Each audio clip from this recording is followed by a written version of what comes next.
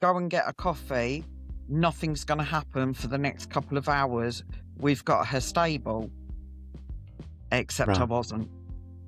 I was still having seizures. Yes, it is all in my head. It is actually a physical, mental problem. It's really hard to explain. When I was finally diagnosed, the consultant came to see me after 16 days and said to me, "You've got FND, go home and Google it. I'm discharging you."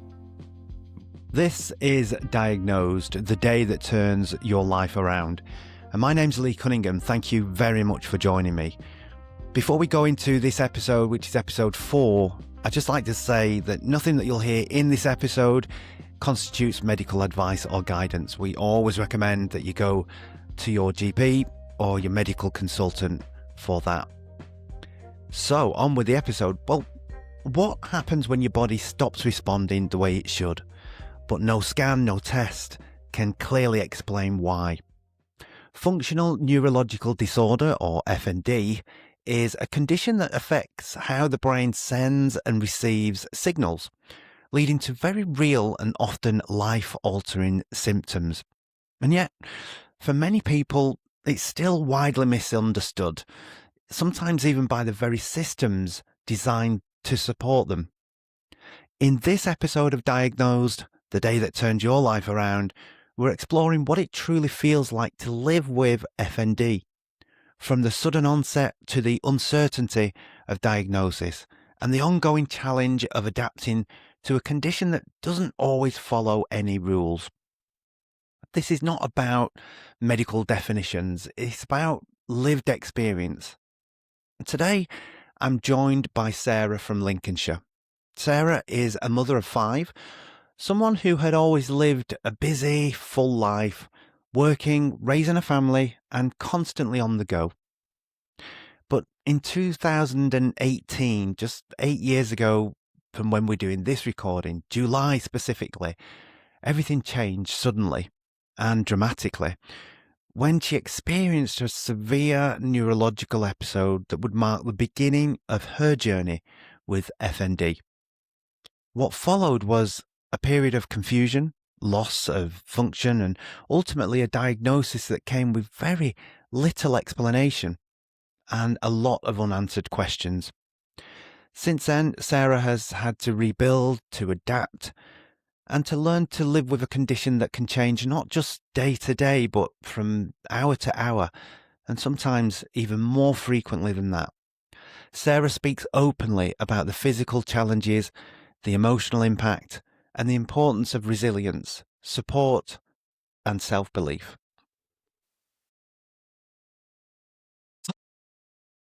Hi, Lee. How are you? I'm having a much better day, thank you.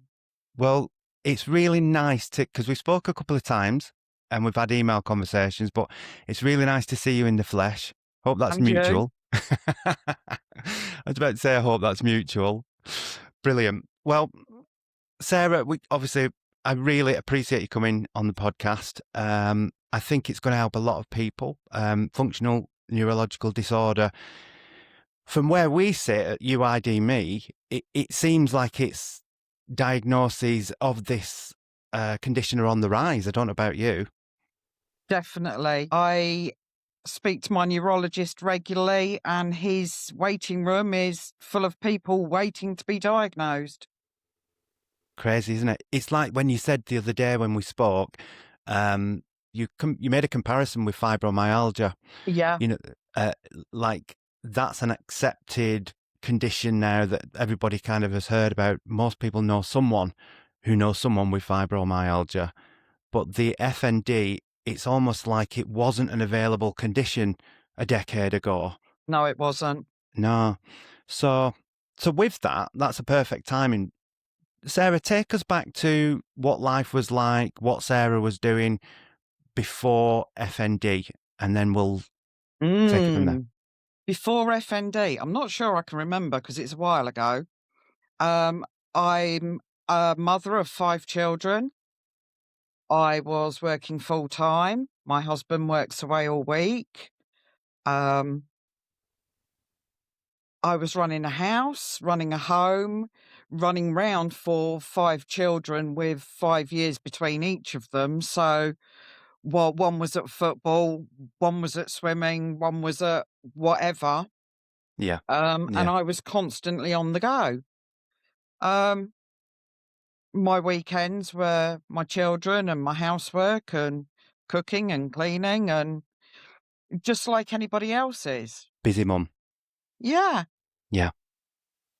lots of, school appointments, obviously, because of different age groups, lots of school runs, sorting buses, uniforms, and then just trying to enjoy whatever time I had left with my children and my husband. Um, How old's your oldest? our eldest is 46 and our youngest is 26. Yeah. Yeah. That must have been a So, really busy time then, yeah.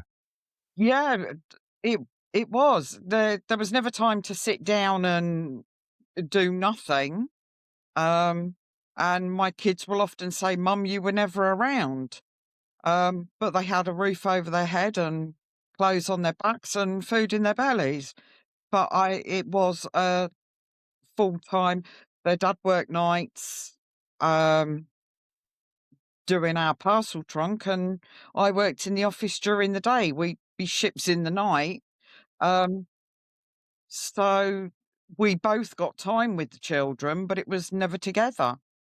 I was just thinking then with the 5-year gap between each, the school run must have been really interesting at one point because you'd have had kids in different schools, wouldn't you? Very much so, very Yeah. much so. Yeah. We'd got one at secondary school, um, one was in primary school and one at nursery, and trying to sort of fit between all of it was, yeah, it was hard times, but so worth it. My kids are my world, Absolutely. and now Did my you grandkids. absolutely. So was you working at the time throughout that, like full time or part time? Because I know you were into accounts, weren't you? Yeah, Is that full right? Yeah. time. Yeah. Full time as well. Yeah, Wow. and that, unfortunately, because a lot of it was, um, for my parents' company, wasn't your 9 till 5, it would Mm. be 6, 7, 8 till 6, 7, 8. Um, so yeah, it was hard, but like everybody has it in the world that works and is a parent, Hmm. you make it work. Yeah.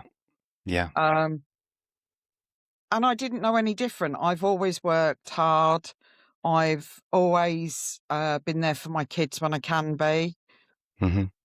I do regret not being there as much as I maybe should have been, but again, it's what parents have to do in this day and age. Yeah. Definitely. Definitely.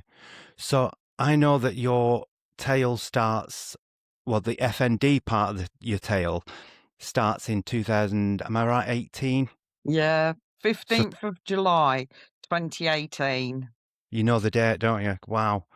So tell us, so this was not diagnosis day, was it? This was still pre-diagnosis day. This Yes. was when things started to change. So okay, so so tell me about that. Where were you? What happened? And that was, sorry, 15th of July 2018. We flew out on the Saturday morning for a friend's 50th birthday party to Eindhoven in Holland. Mm. Yeah. Went to the party, had a lovely time, um, great time. Thank you, Andre. Um, and came to fly home on the Sunday, ready for work on the Monday. Unfortunately, our flight was delayed by an hour because President Trump's flight of Air Force One was still in Stansted. Right. Yeah. We're sat in the airport and I remember nothing else. Mm. I remember nothing for probably 3 weeks. And the only thing I can tell you is what I've been told by other people. My husband was with me. We'd got 4 other friends with us.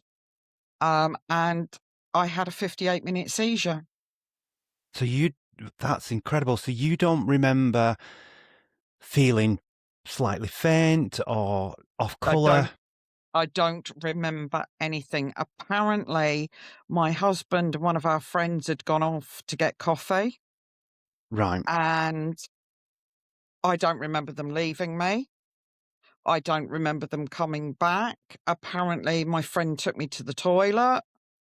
Um, she was a stroke nurse and has had strokes herself and thought that's what it was because FND can show signs of stroke and is quite often initially misdiagnosed as a stroke. Right. Right. So she took me to the toilet and had to hold me up and sort me out. Tried washing my face. I'm still seizing, not as bad. They got me back to the waiting room and we waited for the flight. But I wasn't conscious of anything around me or anybody. I don't remember any of it. Uh, they smuggled me onto the plane. I was just about to say that someone listening might say, well, how did they get her on the flight? But you had that friend who was Yeah, like a stroke nurse. yeah. So did she kind of take ownership of that situation and say, let's get her back? Or No, I think it was just a group decision that my husband definitely wanted me back in England. He didn't want to leave me.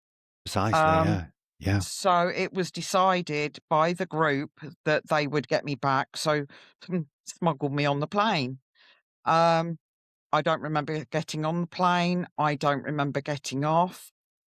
My husband said that when we got back to Stansted, he'd semi-walked me, and then they managed to get a wheelchair for me. But there was another flight coming in, and obviously people piling into the arrivals lounge. And he said I went into absolute meltdown because all I could see was things coming towards me. And I went into absolute panic. And one of the customs gentlemen at Stansted pulled me through. We'd got no luggage. Obviously, we'd only gone for one night, so it was just a bag. And he took us through to get me out of the way of all these people coming towards me because I was literally just screaming. I don't remember it. I'm pleased, as horrible as that sound, I'm pleased I don't remember it. What after that time? What kind of what happened next? I mean, did someone say we need to get Sarah to a doctor, or once you got back to the UK, because that was Um, Sunday? we went home and my husband apparently got me to bed and woke up the following morning, came and woke me up and asked me how I felt. And I was still not with it at all. And he rang our GPs who actually said, Dave, just dial 39s. The ambulance came and fetched me from home, took me to our local hospital, and I was rushed into a resus room. They couldn't control the seizures. I was literally running from one seizure into the next. And as anybody who's ever had seizures or knows anything about seizures knows, every time you have one, there is a lack of oxygen to the brain.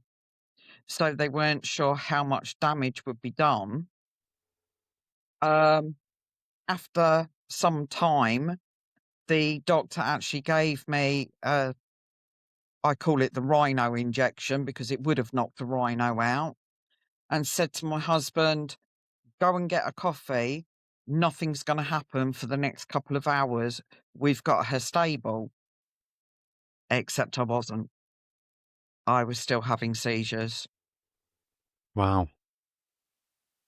They got me up onto a ward, the genitourinary ward, because there wasn't room on the stroke unit. And I was seen by a neurologist, think, the following day. My daughter stayed with me because I'd lost all speech. I couldn't, I'd got no, I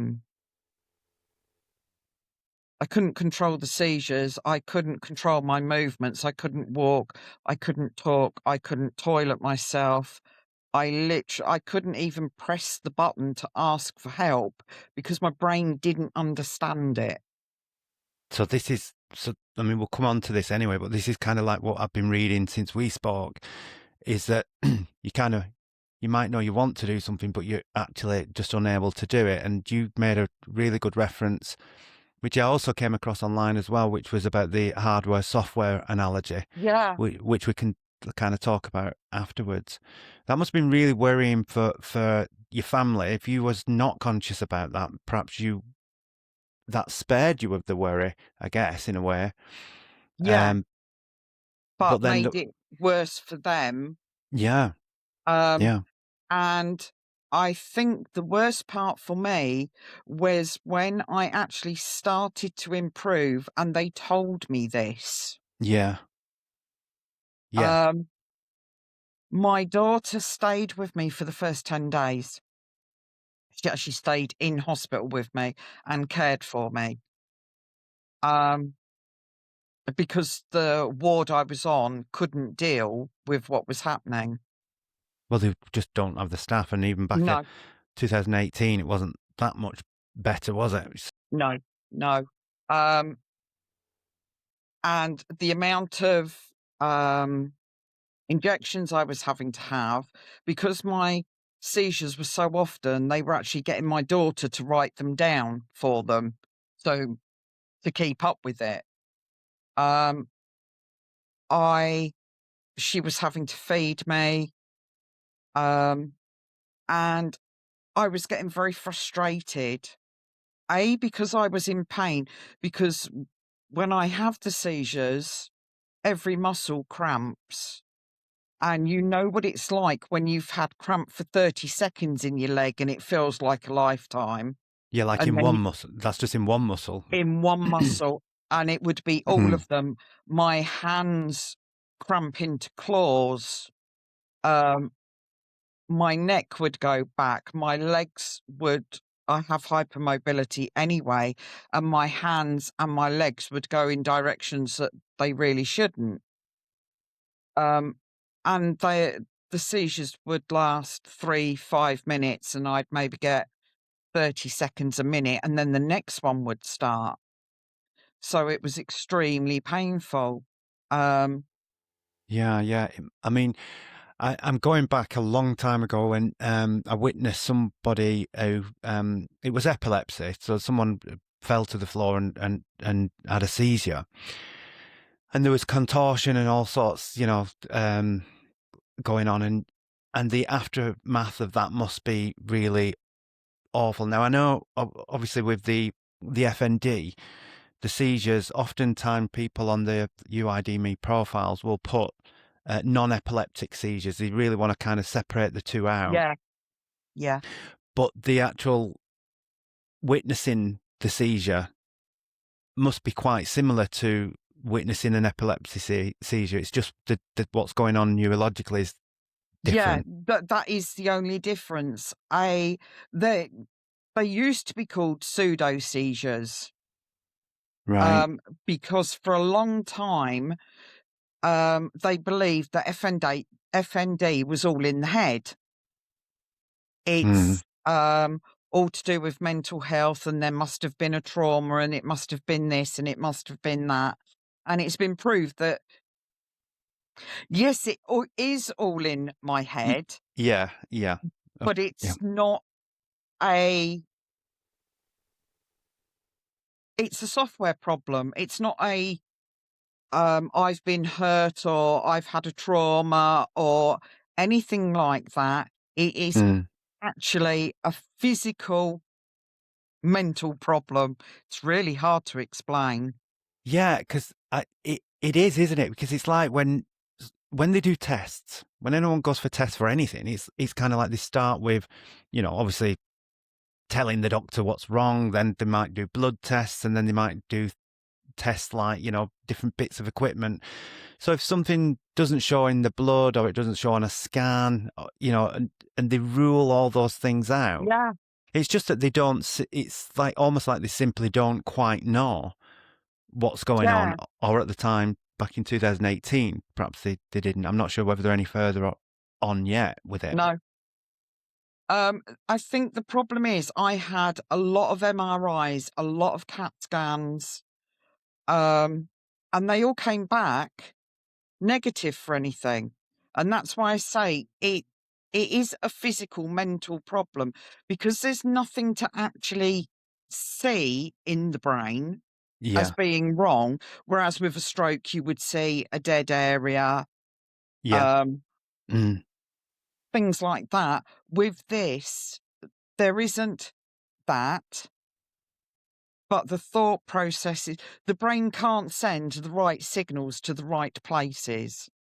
For example, this morning I've been in to see the spinal surgeon and I get a lot of pain in my lower back. He's told me today that the actual pinching on my spinal column is in my neck. But because of my FND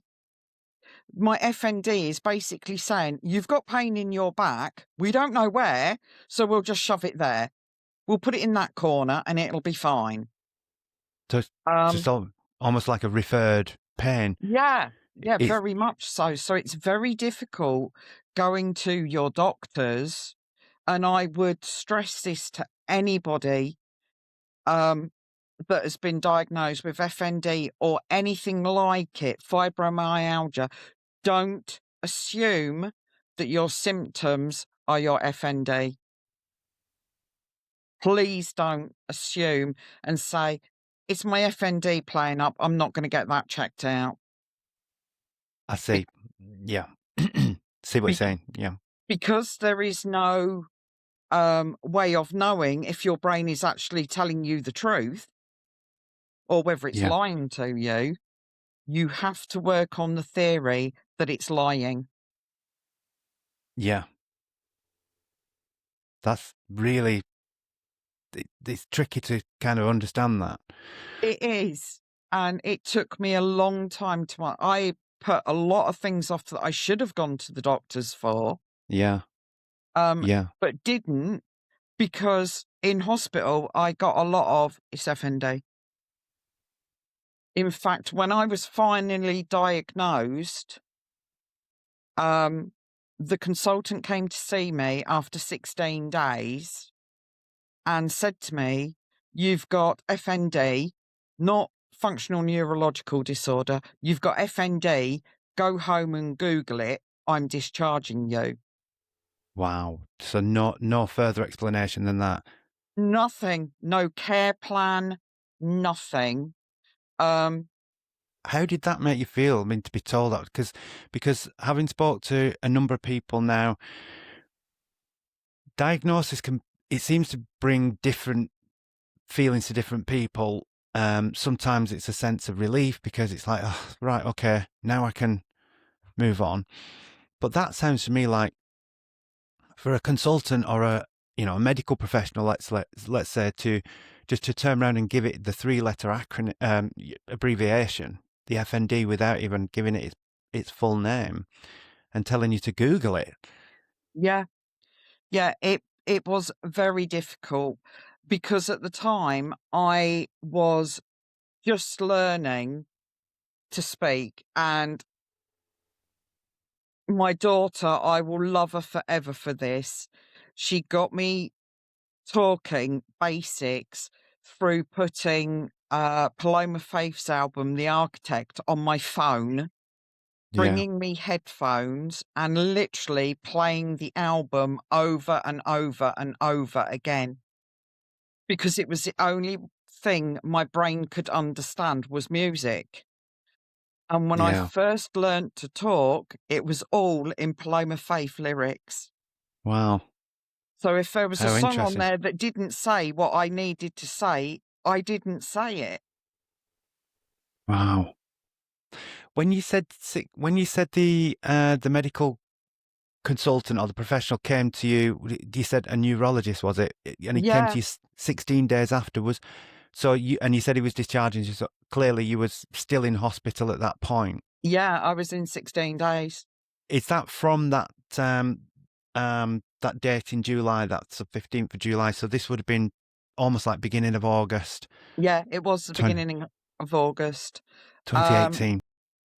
I came out the first week in August and we'd planned to go away because our friend in Holland, his birthday was the 13th of July, as mine was the 13th of August, and I was also 50. So Right. we'd planned to go. My husband's been to Brighton hundreds of times in his lorry, but had never actually been down and spent time in Brighton, which is where I'm from.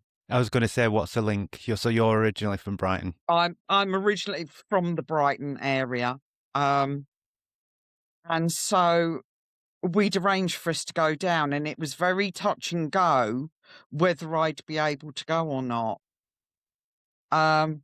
But we decided that we needed the break and time, so we went. Um, and it was hard.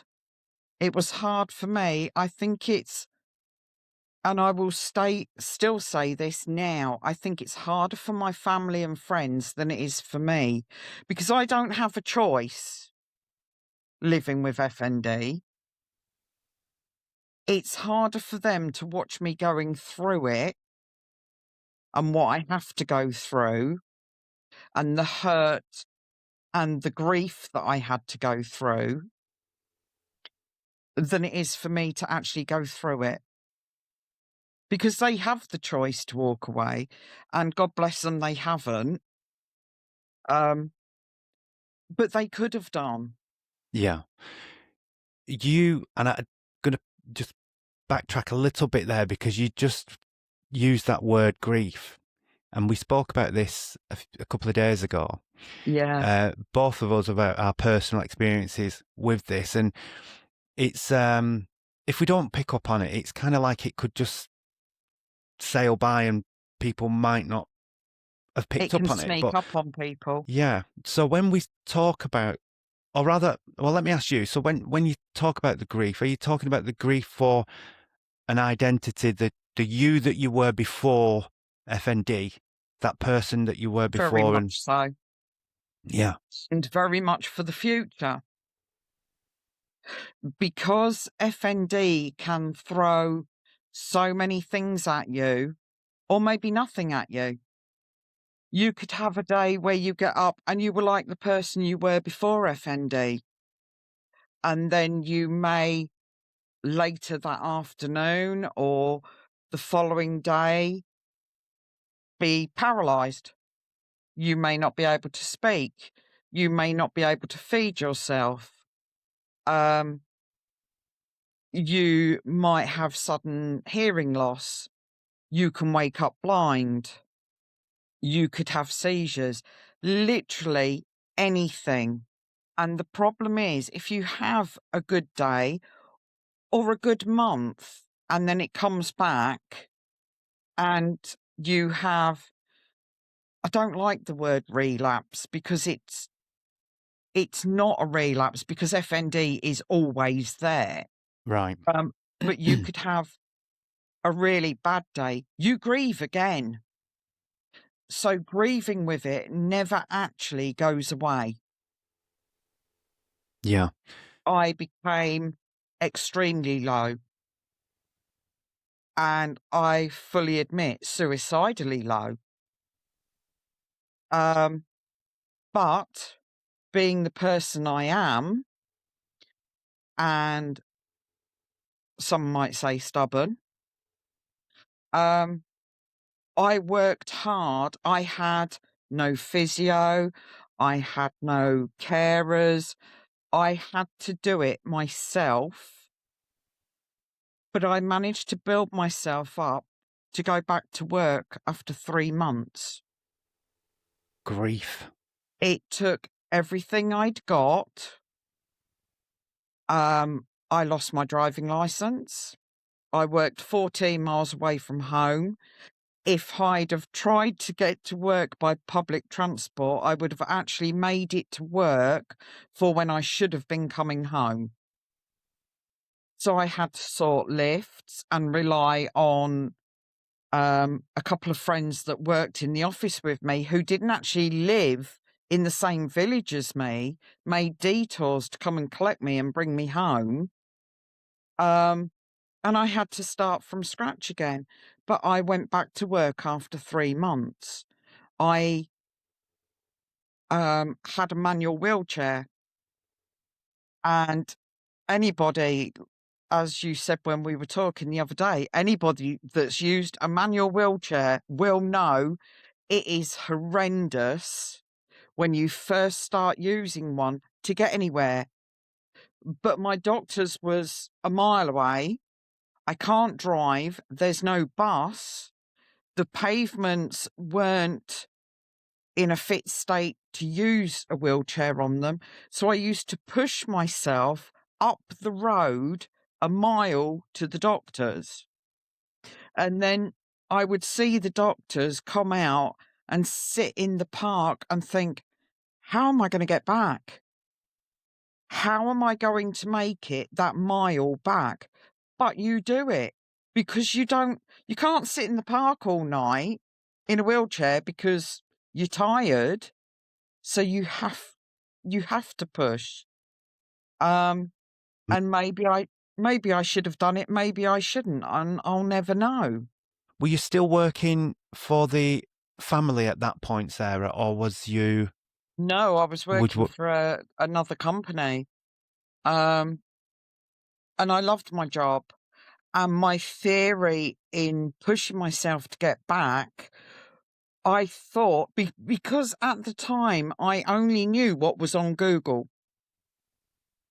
And because at that time on Google, it was still, it's all in your head. You know, it's, I thought, okay, going back to, if the sooner I can get back to work, the better I'm going to be, because I'll be back in a normal routine and everything will be okay. And this isn't going to last and it's going to go away and I'm going to be fine. You know, I'll have the counselling that they suggest because it's obviously a trauma that's caused it. So if I do everything they say, maybe I'll be normal again.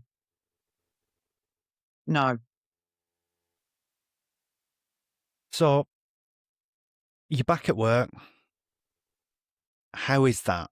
I mean, for someone that's, were you in a wheelchair full time all the time then? Yeah, I was, except at work where I used to transfer to my wheelie chair to my office chair and used to push myself around the office to great delight of the others in there. But I found, and I have found since, and I will apologise to anybody that I've done this to, my mouth tends to work before my brain. In what respect? And I would have sudden outbursts of temper or sudden outbursts of crying or hysterical laughter because my brain couldn't regulate emotion. I'd got so much going through my brain because my FND was causing all these problems. The lack of oxygen from all the seizures was causing problems, and I was still having seizures at this point. And then throwing work on top of it where you have to be accurate. You're dealing with infinite numbers, and obviously the taxman doesn't like it if you don't get them right. Don't we know? Oh, yeah. So I put so much on my brain, in the hope that it would suddenly go, "Oh, I remember how that works." Um, but no, it didn't. I was working 40 plus hours a week. Um, I did what I did what I could when I could. Sometimes it would mean working weekends to get everything done, but I felt sorry for the other people around me that m felt like I shouldn't be doing it, and trying to talk me out of doing it, and me being so stubborn and saying, "But I'm going to do it."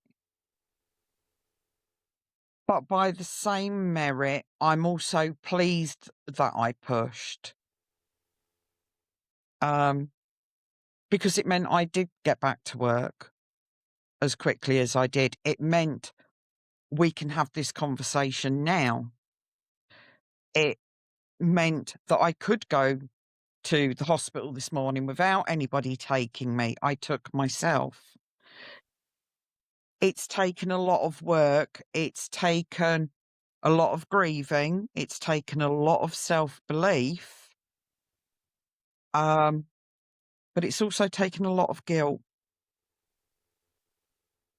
because I never wanted my husband and my kids to see me as being weak and being that weak. I have a beautiful photo that my daughter took of me laid in my hospital bed with oxygen, and my husband laid on the bed next to me, cuddled up with me, and us both asleep, because it's one of the few times I wasn't having a seizure. And it's one I hold very close, because that was rock bottom. I think that, I mean, that definitely reminds me of our conversation a few days ago when we said that about there's that thing that knowing that this is rock bottom. Sometimes when you're in the chaos of something that, in fact, you don't know it's rock bottom. Like you said, you know, suicidal thoughts, pseudo suicidal thoughts, and it's sometimes you can only connect the dots looking backwards. But to me, who has only recently come to know you, and obviously to know you through UID Me and having conversations with you, it certainly sounds to me like that Sarah has got this, you know, failure's not an option, you know, I don't quit. You've had 5 children. I think like one child is, you know, I've got one child of children's age anyway, of dependent age, and it's tough, you know, it's really difficult. So I think anyone, I mean, my parents had 4, but you know, by the time I was the youngest, by the way, but 3 older sisters, so I got spoiled rotten. But by the time, you know, I was kind of beyond infancy, my eldest sister was of that age where they mucked in, you know, they all helped. Yeah, But yeah. I think so. It sounds to me like you're not a quitter. Sarah, can I just ask about when we touched on symptoms of, or rather, your symptoms of FND? Because from my understanding, it can be very different on different days. It can change from, as you said, 1 minute to the next. And you did touch upon some of the symptoms there, such as, you know, loss of use of your legs, for example, paralysis, loss of speech, hearing, visual. What else could you throw into that mix? And I know that people listening, they should already know that it's not medical advice. This is just like a flavour or a snapshot, if you will, of the Yeah, possibilities of FND. yeah. I also suffer with altered accent syndrome. So Altered. you'll know when I'm tired because my accent changes totally. Mm. I go from being a Brighton Belle, as my husband calls me, to um, thank you, Kimmy, one of my very good friends who is teaching me Afrikaans because I have the accent for it. Um, so my accent actually doesn't just change areas, it changes whole continents. It spans the Um, globe. yeah, so that's always a good one. Um, my kids have a lot of fun with that one. Um, but I can suffer with incontinence, double incontinence, which is a lot more embarrassing. Um, but again, can be a symptom. I also have altered gait. So when I walk, um, sometimes I look like I'm riding a hobby horse trying to gallop. And not being small, that's very funny. My kids also like that one, and my grandson takes great pleasure in telling Nana. Um, I still get my hands will cramp and they will bend round and claw. And when that happens, I can't feed myself. I can't make myself a drink. Um, I can't do anything. Um, it sounds really bad. When I say that my kids have great fun at my expense, it's my choice for them to treat me like that. I don't want people to think that they're being disrespectful, but humour is the only way I Yeah, can deal yeah. with my condition. Because if I don't laugh at myself, um, I some of the names I'm called out on the street and some of the names I've been called, I would literally sit and just cry. Well, I'm sorry, I don't have time to sit and cry. I've got a life to live and time to be spent with my kids and my family and my grandchildren. So it's not that they're being disrespectful. It's just that having seen videos of me when I'm walking or when they've took videos of me and I've been talking, it is funny and I have to have a laugh at myself because if anybody else was doing it, you would laugh at them. You would sit there and probably feel bad afterwards because, I shouldn't really laugh at somebody they're not doing it on purpose. They're not doing it for laughs. But it is funny. I get what you're saying. It's like within the family permitted.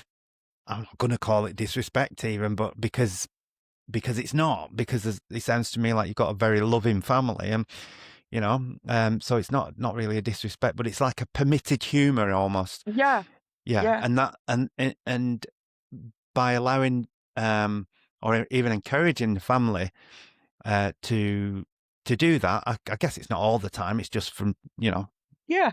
When I do something funny. yeah, right, okay, and that in a way strengthens you for when you're in the presence of people who actually are unkind. Like people who And you don't know.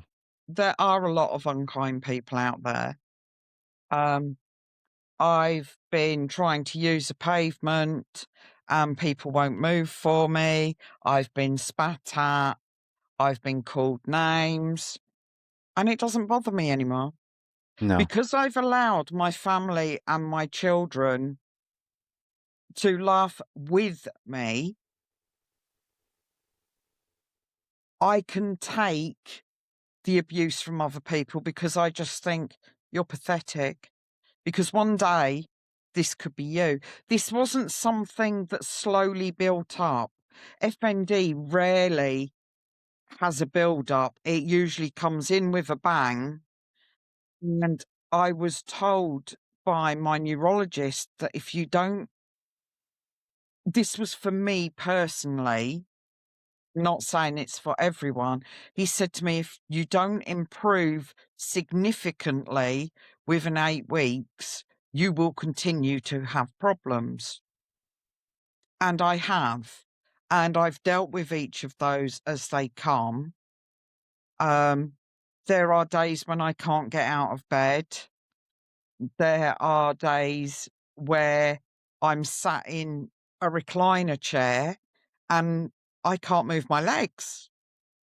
And I've had to get my carer, or if my husband's home, to come and uncross my legs and massage them because they've been in spasm all day. So they've been cramped all day. But because I'm Yeah. paralysed, I don't feel the pain.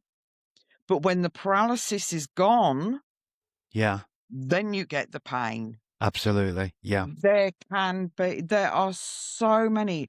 Some people get tics, some people get Tourette's. And just because they haven't happened to me doesn't mean they won't. There are no rules. FND took the rule book, tore it up, threw it out the window and said, "I'll do as I please when I please and you'll get over it." So although I've had paralysis, the paralysis didn't actually start till 6 weeks ago. Wow. So that's I've something had new that you. FND. Yeah, I've had FND since 2018. Yeah. So 8 So years. you're Yeah. automatically then, right, okay, is it my FND? Or when I had that slip the other day, have I actually done damage to my spine? You know, so when I said before, don't naturally assume that when something new happens, it's FND. Get it checked. I lose my balance very easily. I spend a lot of time laughing on the floor. In fact, I've told my kids and my carer and my husband, please leave snacks on the floor and a drink just in case I fall and can't get up again. So that's the kind of humour you were talking about before. Yeah. Yeah. And Yeah. I have to say to you personally, Lee, your ID Me has saved me twice already Right. That's because I've actually managed to scan the QR code while I've been on the floor, and it has notified my children, and they have come down and called an ambulance and helped me. Whereas before, I would have been on my own. yeah. So it twice now it's helped me, and I would recommend it to everyone, whether Yeah. they've got a health issue or not. Thank you. Yeah. I mean, it's it's powerful. You know. I mean, it's Very. And I rarely kind of, I don't really speak, well, try not to speak about it because although I've got the the shirt on, that's because I've been working today. But it's the podcasts are basically a part of UIDB. It's because after 12 years, I think I thought, well, what more can I do now? And then I thought, well, everyone's doing a podcast, but I think it really would be helpful because speaking to people like yourself, that lived experience, I think, is more valuable than anything you can get off Google, off the FND charity website. AI is frighteningly inaccurate, a lot. So people like podcasts and recordings like this, though not medical advice, obviously are helpful. Yeah. But it brings me nicely on to work because you mentioned work. It sounds to me like throughout your life you've worked damn hard, like with bringing up a family, getting back to work after a life-changing event. Yeah. So you mentioned that you've been studying, and I wonder whether I could pick your brains as to what you're studying and what you might hope for the future? I became very interested in FND and the mental health side of it, because obviously there's nothing you can do about the physical, because even brain surgeons can't sort FND because it's not a physical. Um, but the mental part of it. So when I was still working, I started studying mental health and mental health advocacy, and I started studying anything I could, literally on mental health and helping people. I passed my level 3 in April last year, and then Congratulations. thank you, I took a hiatus because of health conditions. And I'm now studying my level 7 QSL counselling and mental health, Fantastic. which is obviously more in depth and goes through all the different styles of counselling, and from Freud to Rogers, Yeah. and learning those, because my ultimate goal is to go round and help people, FND or otherwise, MND, fibromyalgia, the less understood diseases and disorders, and learn more from those, and to go out and talk to people and spread the word that 10 years ago, fibromyalgia was a joke to a lot of people. It was a skive, and now it's fully recognised. FND is just coming up to the point that fibromyalgia was maybe 5-6 years ago, Yeah. Yeah. where it's now heard of. Today is the last day of FND Awareness Month. April is FND Awareness.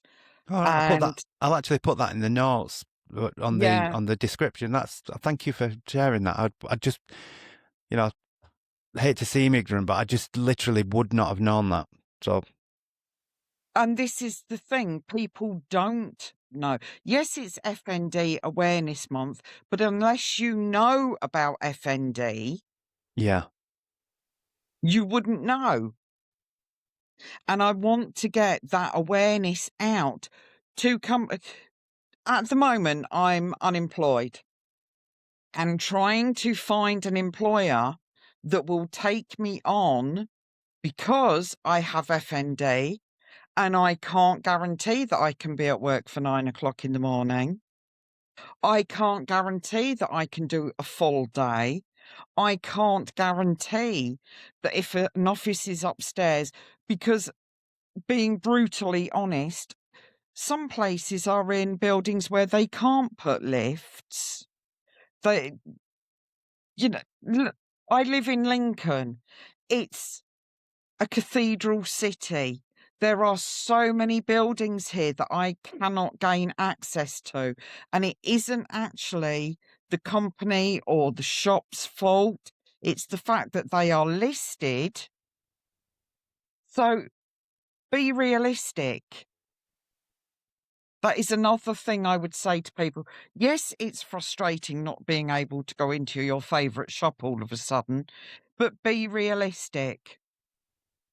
There is always, always an alternative. May not look glamorous, but there is always an alternative. Again, that probably is all disabilities.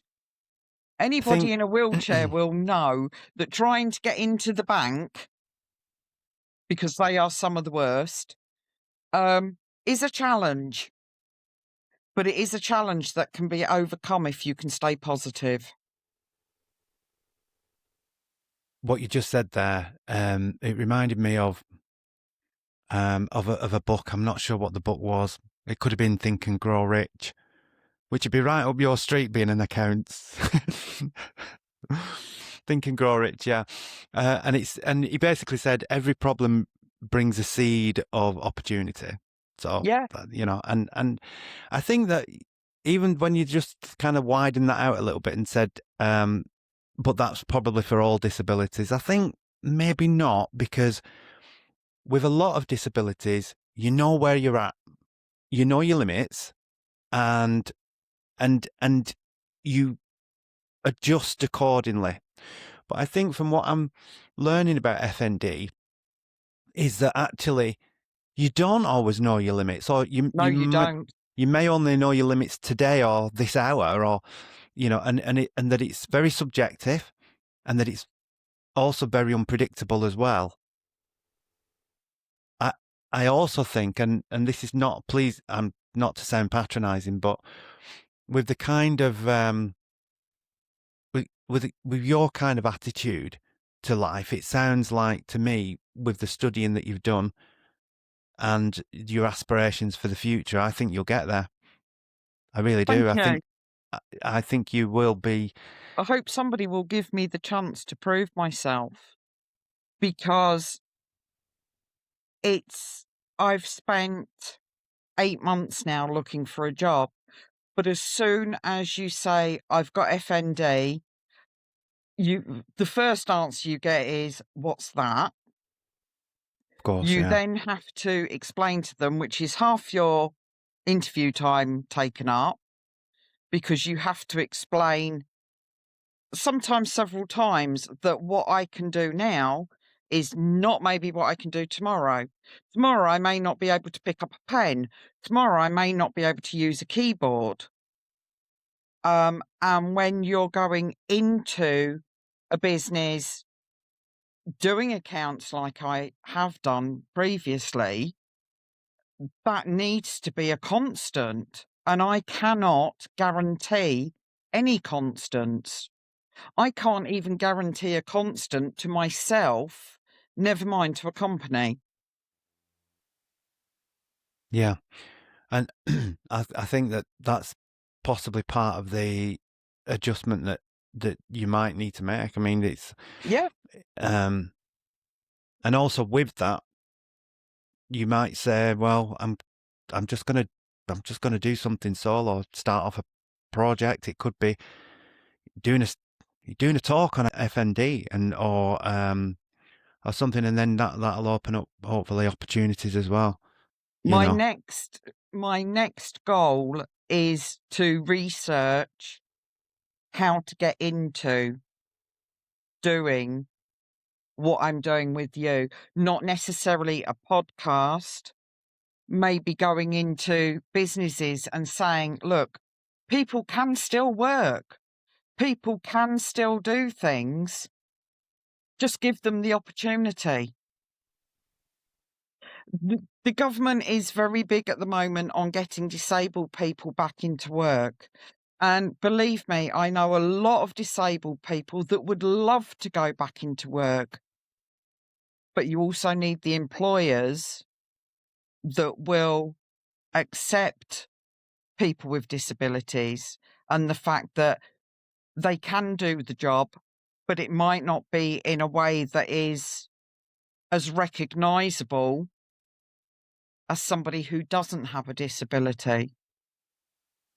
Yeah, it's almost humouring that employers, they will be the first to sit around the boardroom table and say, "Oh, we adapt to change. We embrace change."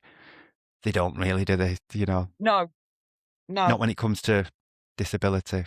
no. And I think it's going to be very hard for the government to make this stick. In fact, I hope it's hard for the government to make it stick, because that is the only way that the government and employers will learn that just because somebody has a disability does not make them stupid, does not make them incapable of doing a job. I'm still a mother. I still run a house. I am still a wife. I just do it differently to the way I did it before FND. It doesn't mean I don't do it as well. It may take me longer. Thank you, Sarah. Sarah, can I kind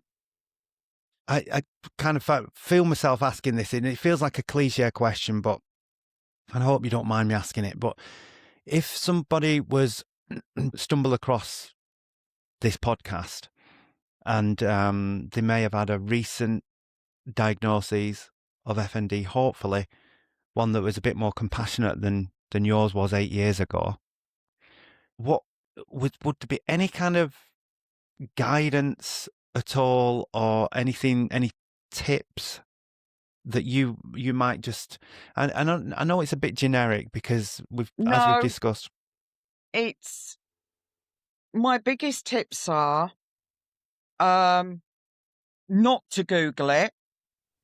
Yeah.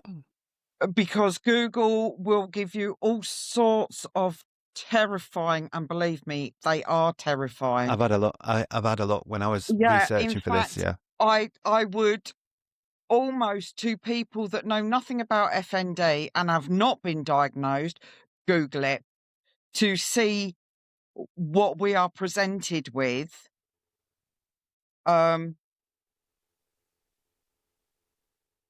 When you try to check it out, I would say very much go to FND Hope on Facebook. Look up the FND charities. There are FND charities all around the world that are run by and for people with FND.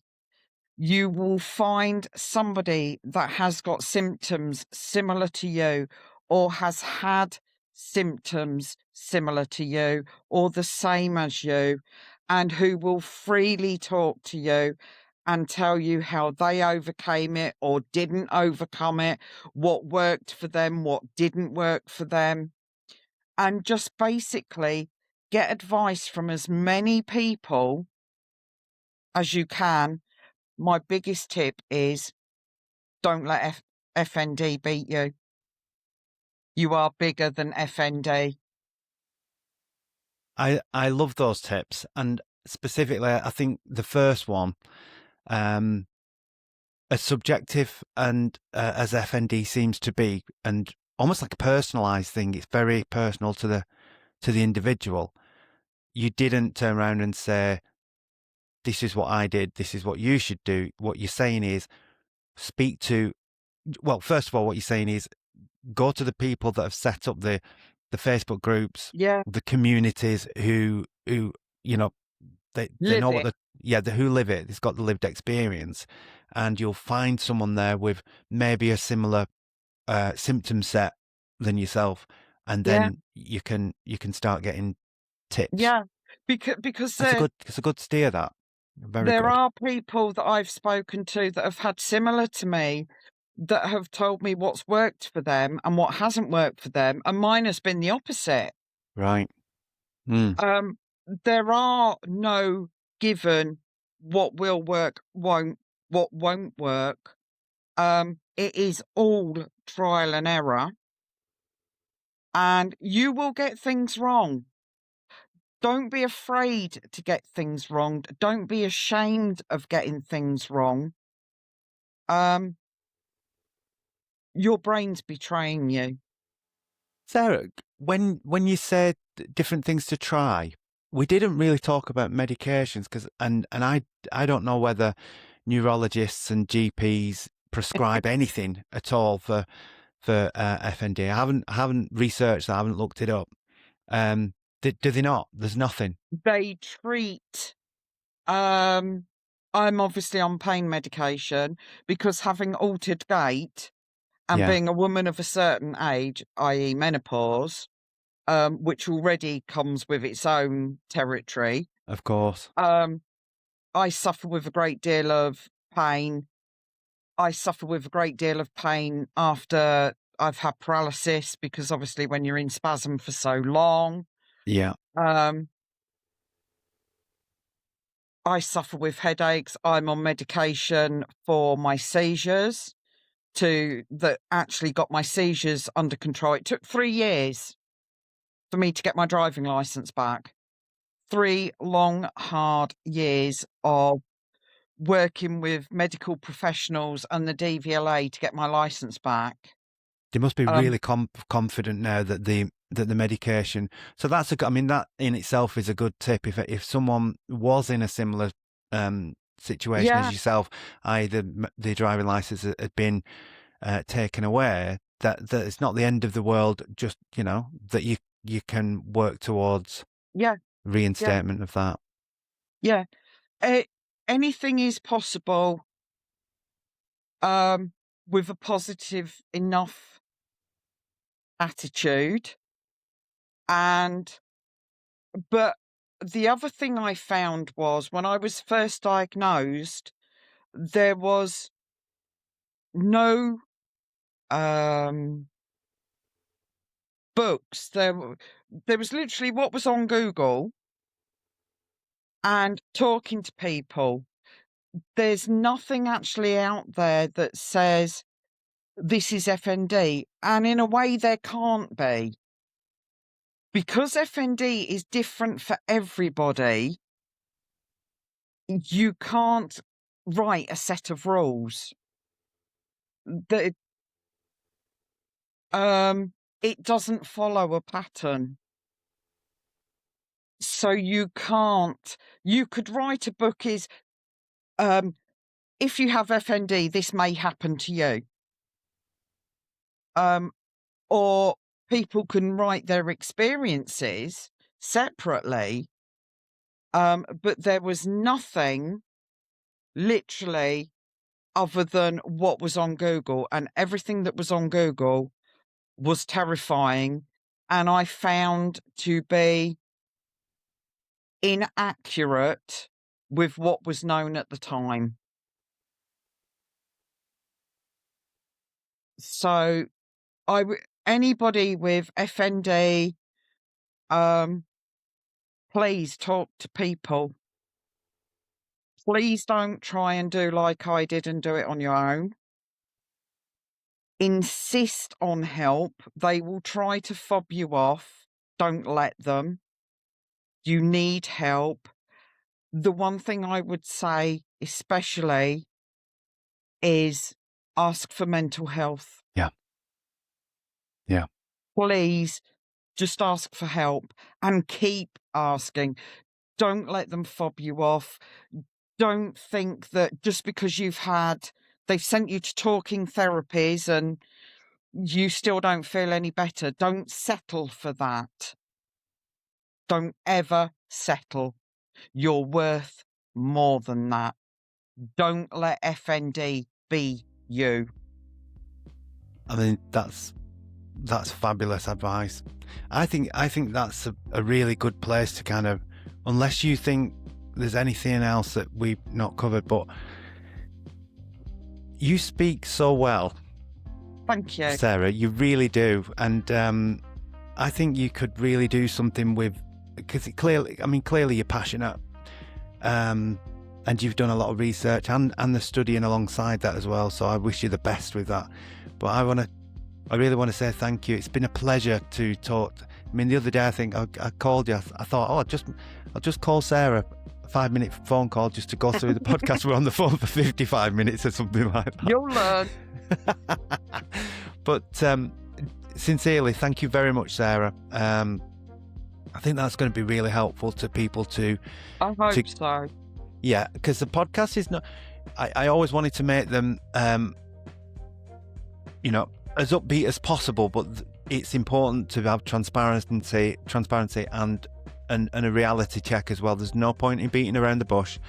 If something's, if something's hard hitting, then it's hard hitting. I think FND is hard hitting, and I think that it's been a real pleasure talking with you. And with you. Thank you very much. And a little plug that you gave to UID Me. That's very, very kind.